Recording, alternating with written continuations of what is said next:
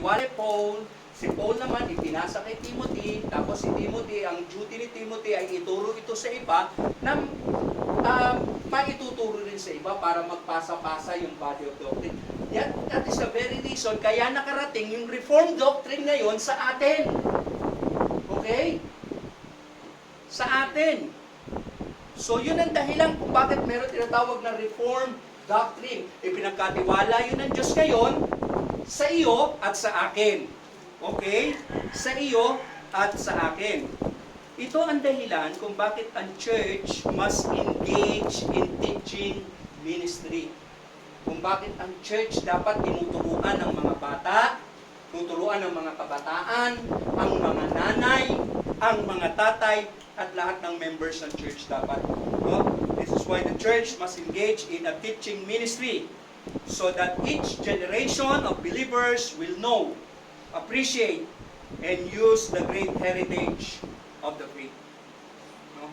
Kailangan ang church ay pumasok doon sa teaching ministry para turuan ng lahat ng membro, para maipasa sa kanila yung pananampalataya na minana pa natin doon sa mga nauna sa atin. Okay? Naiintindihan niyo yung aking sinasabi, mga kapatid? That's why dapat lagi kayong gagalo. Sa church natin, may gawain tayo ng Wednesday, may gawain tayo ng Friday, may gawain tayo ng Saturday, may gawain tayo ng Sunday. Sa lahat ng gawain natin, lahat yun ay meron pong pagtuturo. Walang cooking ministry dito, walang hairdressing ministry, walang acting ministry. Ayan. Kung gusto niyo ng mga ganon, yung mga drama-drama, iyak-iyak, sa ibang church kayo. Hindi kayo dito. So, pag dito kayo dumalo, tuturuan namin kayo. Ayan. Pero kung kayo po, yung tao na ayaw na natututo, ang gusto ay manatili na, ay ganito na ako, ganito na ako. Ayan o. Then, this is not the church para sa inyo. Okay? Ginagawa natin yung pagtuturo na yon para maipasa natin yung body of doctrine na pinasa sa atin. Para maipasa natin sa susunod na henerasyon. No? At pag naipasa natin sa kanila, sila man ay magtuturo rin sa mga susunod pang henerasyon na susunod sa kanila. Naiintindihan niyo po ba yung aking ano? Pero po, gusto kong maintindihan natin ay eto, na meron tayong kaaway. At ang ating kaaway na ito, alam natin kung sino si Satan. At yung kaaway natin na ito, no, ang nais niya ay nakawin sa atin yung kayamanan na ipinapasa nating pilit sa mga susunod sa atin. Ay, tingnan niyo yung ibig sabihin niyo? Ayan. So, dahil kayamanan yun. So, pinipilit ng dyablo na nakawin iyon sa atin. If Satan can rob believers of their Christian faith, the doctrine that are distinctively theirs, especially the Reformed doctrine, then he can cripple and defeat the ministry of the gospel. Di ba? Kung mananakaw lamang ni Satanas sa mga mananampalataya, yung mga doktrina na kanilang pinakaingatan na tinuturing nilang kayamanan, then ang isang church na katulad natin ay magiging pilay at matatalo niya yung ministry ng Ebanghelyo. That is the very reason kung bakit sinasabi ko sa inyo na ang buhay Kristiyano ay isang gera. Hindi ito laro. Ayan. Nakakalungkot pagka ako'y nakakarinig ng mga tao na ganito ang sinasabi. Hindi man na mahalaga kung ano ang iyong paniniwala. Basta tama ang iyong pamumuhay. Nakakalungkot pagka yung mga tao gano'n. Hindi na mahalaga. Naalala ko, no, nung naroon pa ako sa Hugog Glory, mismo yung pastor namin doon, ito yung sinasabi. Hindi na mahalaga kung basta ang mahalaga na lamang ay tama yung iyong pamumuhay. No? Dinidinay nung pastor namin na yon na siya ay Arminian, pero yung language ng Arminian maririnig mo sa bibig niya. Hindi nyo ba nalalaman that what we believe determines how we behave? And wrong belief ultimately means a wrong life. Pag mali ang paniniwala mo, mali ang magiging buhay mo. Naintindihan niyo ba yun? Pag mali ang paniniwala mo, mali ang magiging buhay mo. Yan. That's why meron tayong libro na kung tawagin ay Doctrine According to Godliness. Mga doktrina, no, na nagdudulot ng banal na pamumuhay. Yun ang ibig sabihin nun.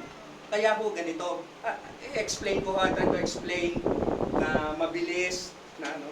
Kunwari ko, sa tingin ng mga tao, pag tinitignan ka, akala ng mga tao, sa tingin ng mga tao, pag tinitignan ng buhay mo, at nakikita nila na ikaw ay banal, pero kung yung banal na pamumuhay mo ay hindi nanggagaling sa tamang doktrina, sa mata ng Diyos, wala yun.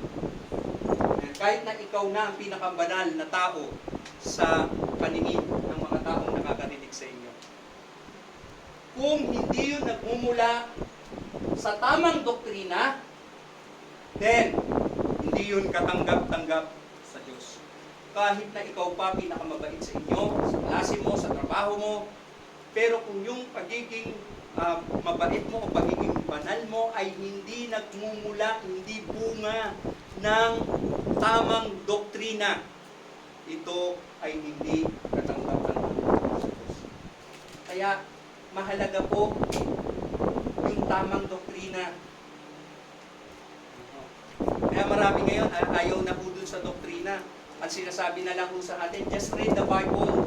The Bible is a doctrinal book. Huwag na kayong magbasa ng ibang libro. Naku, kalunos-lunos at kahabag-habag yung mga ganung pastor. Hindi ko sinasabi na kulang ang Bible. Sapat po ang Bible. Pero magpasalamat din tayo sa Panginoon na mayroong mga tao na ginamit ang Panginoon para sumulat ng napakaraming libro na nakakatulong sa pagpapatatag ng ating pananampalataya.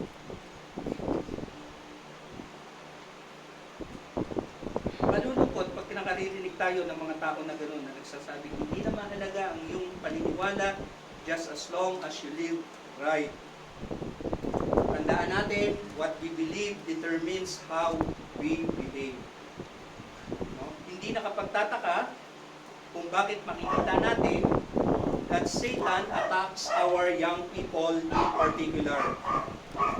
No? Paano inaatake ni Satanas ang mga young people? In particular, inilalayo sila sa katotohanan. Kaya maraming mga young people gusto pagdadalo sa church ma-entertain. Gusto nila magandang kantahan. Gusto nila yung pastor magaling magpatawa. Ayan. Ma-entertain. Nakikinig ba kayo?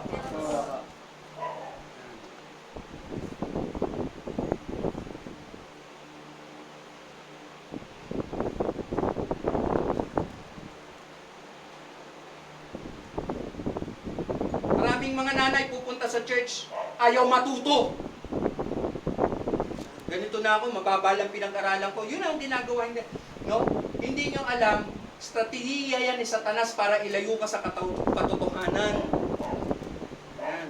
Para ilayo ka. Mga young people na dadalo ng church, ang gusto, ma-entertain sila. Gusto nila, magandang mga kantahan. Gusto nila, ang pastor magaling magpatawa. No? Hindi nila alam, yun ay isang pag-atake ng Diablo para ilayo kayo sa katotohanan. How many young people ang interest nila sa pag-church ay yung mga kantahan? At walang-wala silang interes na matuto ng salita ng Diyos. Kaya pagdating ng preaching, yung isip, naglalakbay.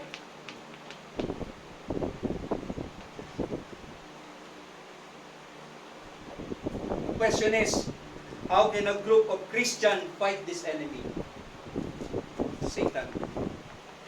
Ano natin ito lalaban? No?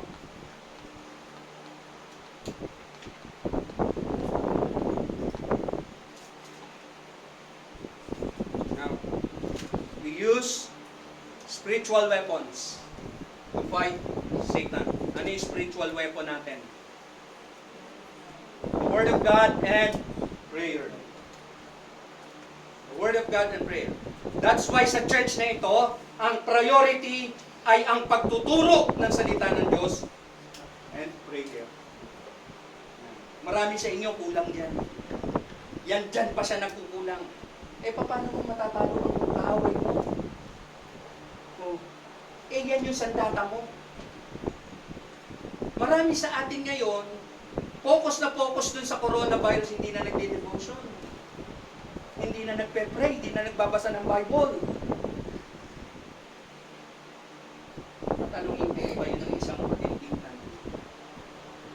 Sino ang nagsabi sa inyo na kayo ay excuse to read the Bible at manalangin dahil lamang merong virus na umiikot sa panahon natin?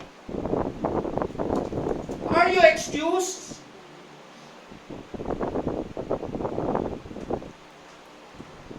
Pero naniniwala kayo na yung prayer at Word of God ang spiritual weapon natin. Naniniwala kayo? Yes. Pero alam nyo rin sa sarili nyo, kung kayo nagkukulang. Alam nyo, pag nagkukulang kayo roon, para kayong pumupunta sa gera na wala dala-dala sandata. Pinapapatay nyo yung sarili ninyo sa dyablo.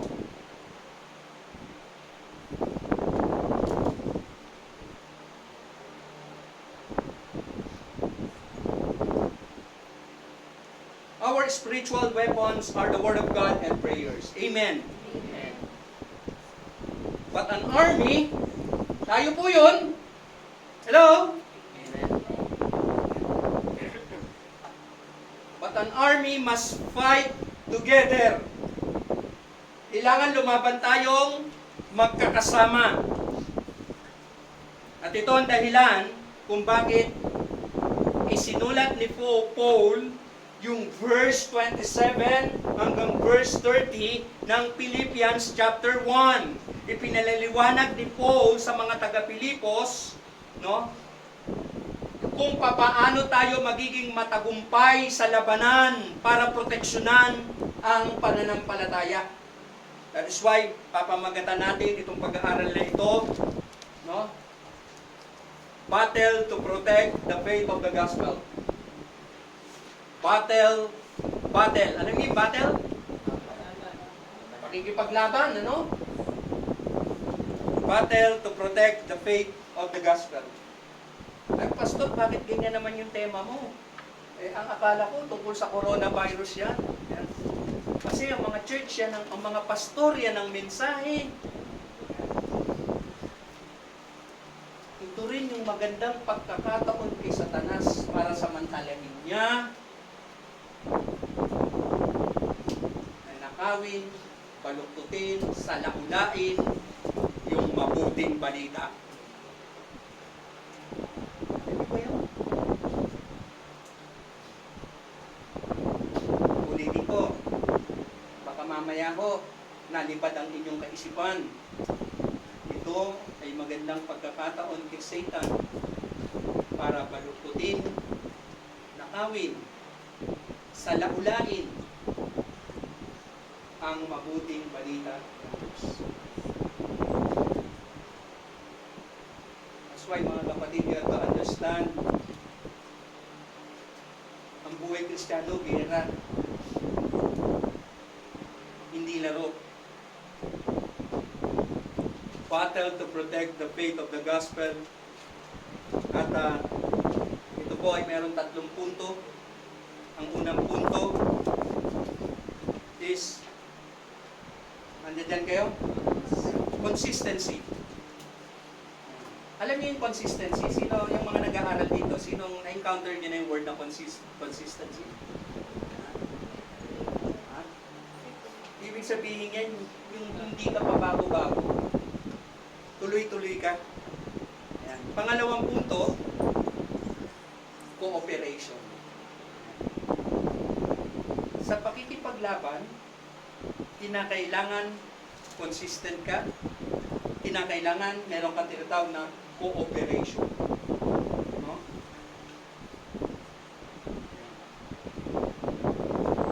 Kaya yung mga yung tingin kayo lahat sa akin, may gusto lang sabihin sa inyo. Kung ikaw yung Kristiyano, nakala mo kaya mo mag-isa, nakakatawa ka.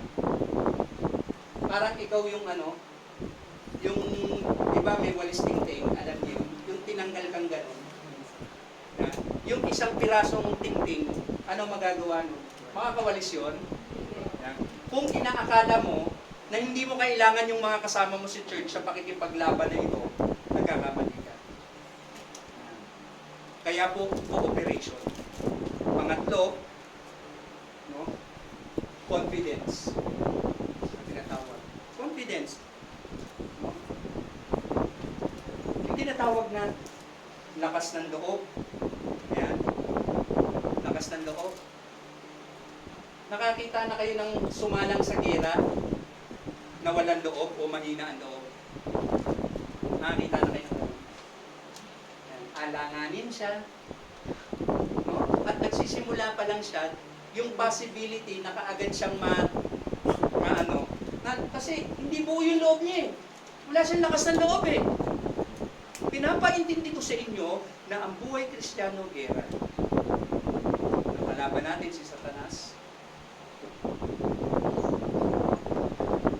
At sa gera na ito, tayo ay mayroong pakikipagdigma na proteksyonan natin yung pananampalataya ng mabuting balita na ipinamana sa atin.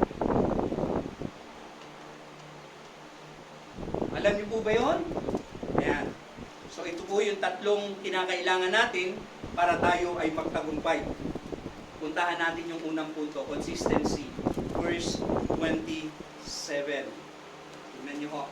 Verse 27. Philippians chapter 1. Ayan niyo. Sabi diyan, only, English po yung Bible na binabasa ko only let your conversation be as it becometh the gospel of Christ. Ang inyo lamang pamumuhay ay maging karapat-dapat sa Ebanghelyo ni Kristo. Now, yung Old English word na conversation, tama ba? Nandiyan? Ayan. Sa Tagalog ay pamumuhay. Ang ibig sabihin niyan ay hindi yan yung conversation ng pakikipag-usap o pagsasalita. Kundi ang ibig sabihin yan is yung paglakad. Kaya sa Tagalog ginawa pamumuhay. So ang ibig sabihin yan, yung pamumuhay mo, kung paano ka mamuhay, yan ang ibig sabihin yan. No? Now makinig kayong maigay sa sasabihin ko The most important weapon against the enemy is the consistent life of believers. Consistent life of believers. Meaning, hindi siya pabago-bago. Tuloy-tuloy siya. No? Hindi siya yung tipong 2 buwan siyang dadalo, tapos 3 buwan siyang hindi dadalo, tapos dadalo na naman. Okay? Hindi consistent yung ganun. Paano ka magtatagumpay kung ganun ka? Hindi siya yung tipong magde-devotion ako ng 1 buwan, tapos 3 buwan akong hindi magde-devotion. I have to understand that the most important weapon against Satan, against the enemy, is the consistent life of believers. Paul was suggesting that we Christians are citizens of heaven. Alam niyo po ba na tayong mga Kristiyano ay mga mamamayan ng langit? Hindi ka taga rito. Hindi ka talaga taga rito. Ikaw ay dumadaan lamang sa mundo na ito. Ikaw ay taga-langit. Ikaw ay mamamayan ng langit. No? That we Christians are the citizens of heaven, and while we are on earth, we ought to behave like heaven's citizen. Habang nandito ka sa mundo na ito, ay kinakailangan mamuhay ka bilang mamamayan ng langit. Hindi ka taga-mundo. Kaya sabi ng Bible, do not conform unto this world. Why? Hindi ka kasi taga rito. Mamamayan ka ng langit. At tingnan niyo kung maigi. Sa Philippians chapter 3, verse 20, ganito ang sabi. Corinthians chapter 3, verse 20 ba ito? Sapagkat ang ating pagkamamamayan ay nasa langit. Mula doon ay hinintay naman natin ang tagapagligtas, ang Panginoong Jesucristo. No, nabasa niyo po yun? Na tayo ay mamamayan ng langit. Ang pagkamamamayan natin ay hindi rito sa lupa na ito, hindi ka taga rito, ikaw ay dumadaan lamang, ikaw ay pilgrims lamang sa mundo na ito. Do not enjoy this world. Hindi ka taga rito. Ikaw ay dumadaan. No? At habang naririto ka, kinakailangan mamuhay ka bilang isang mamamayang tagalangit. Tanungin nyo ang sarili nyo ng ganitong tanong. Please, makinig po kayo ha. Tanungin nyo ang sarili nyo. Am I conducting myself in a manner worthy of the gospel? Yung pamumuhay ko ba ay karapat-dapat doon sa ebanghelyo ng mabuting balita?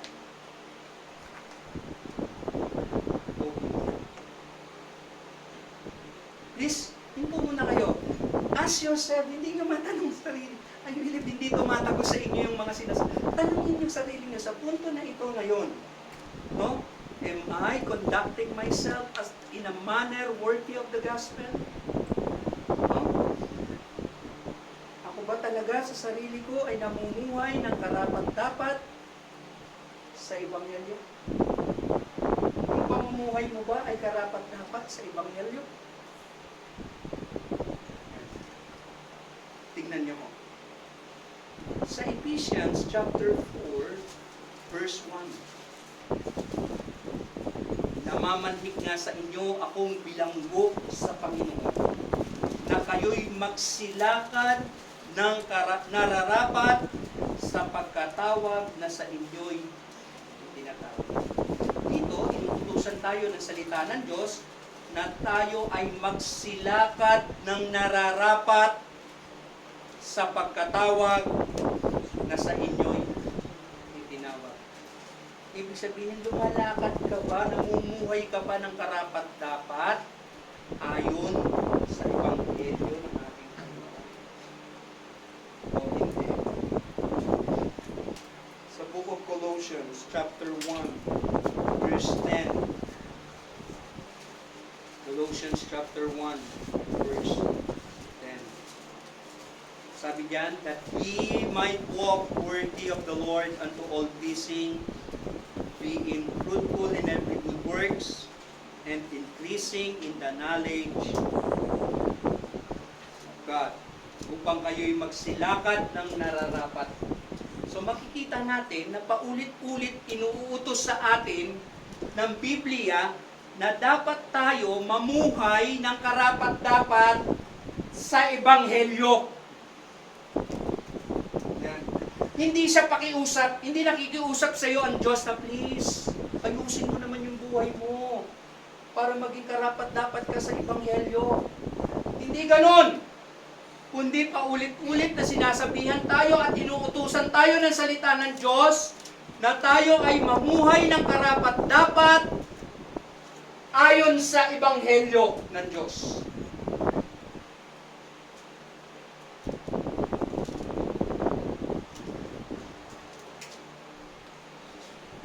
Dapat nating pakatandaan na ang mga tao sa ating paligid, ang tanging mabuting balita na kanilang nalalaman ay yung nakikita nila sa buhay mo.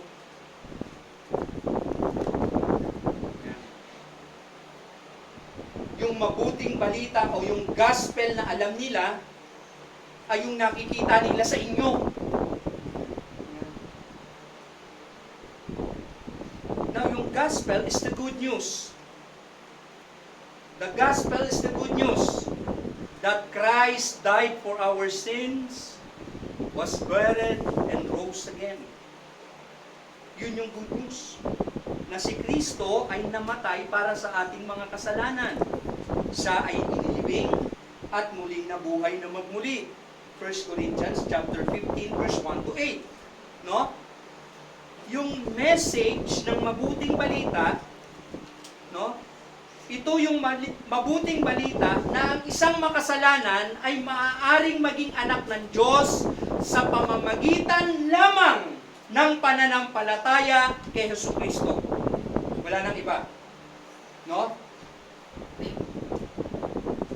We are saved by faith alone. Okay? Naintindihan niyo yun? Meron pong isang kwento na lumapit po yung mga kabataan sa isang pastor at ang sabi po nila, Pastor, may bagong lipat po na katabi ng church natin. Ano po ba ang magandang ibigay na literature sa mga kanila para mabasa po nila? At ang sabi po ng pastor, ang pinakamagandang literature na pwede niyong ibigay sa kanila ay yung 2 Corinthians chapter 3 verse 2. Ginawa ng mga kabataan, pinuntahan nila. Siyempre, kayo rin, kung